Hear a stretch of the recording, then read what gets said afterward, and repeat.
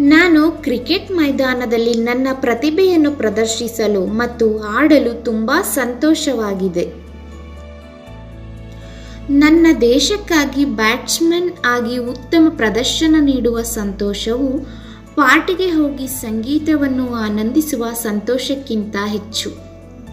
ಇದು ಸಂಪೂರ್ಣವಾಗಿ ವಿಭಿನ್ನವಾದ ಉನ್ನತವಾಗಿದೆ ಮತ್ತು ನಾನು ಪ್ರದರ್ಶನಗಳಿಂದ ಹೆಚ್ಚಿನದನ್ನು ಪಡೆಯುತ್ತೇನೆ. ಅದನ್ನೇ ನಾನು ಈಗ ಆನಂದಿಸುತ್ತಿದ್ದೇನೆ. ನನ್ನ ವೈಯಕ್ತಿಕ ಜೀವನದಲ್ಲಿ ನಾನು ಆರಾಮವಾಗಿರಲು ಬಯಸುತ್ತೇನೆ. ನಾನು ಜಗಳವಾಡಲು ನಿಜವಾಗಿಯೂ ಇಷ್ಟಪಡುವುದಿಲ್ಲ.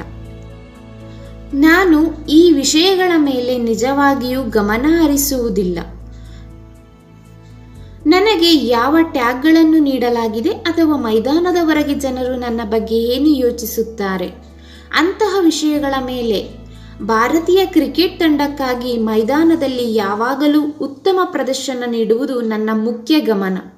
ಮೈದಾನದ ಹೊರಗೆ ಜನರು ನನ್ನ ಬಗ್ಗೆ ಒಳ್ಳೆಯ ಮಾತುಗಳನ್ನು ಹೇಳಿದಾಗ ನಾನು ಅವುಗಳನ್ನು ಸ್ವೀಕರಿಸಲು ಹೆಚ್ಚು ಸಂತೋಷ ಪಡುತ್ತೇನೆ.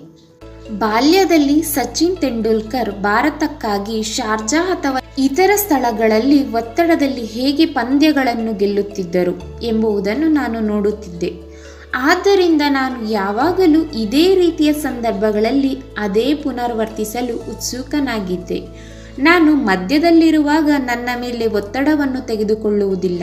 ನಾನು ಒತ್ತಡವನ್ನು ಪ್ರೀತಿಸುತ್ತೇನೆ ಮತ್ತು ಒತ್ತಡವು ನಿಮ್ಮನ್ನು ಹೆಚ್ಚು ಕೇಂದ್ರೀಕರಿಸುತ್ತದೆ ಎಂದು ನಾನು ಯಾವಾಗಲೂ ನಂಬುತ್ತೇನೆ.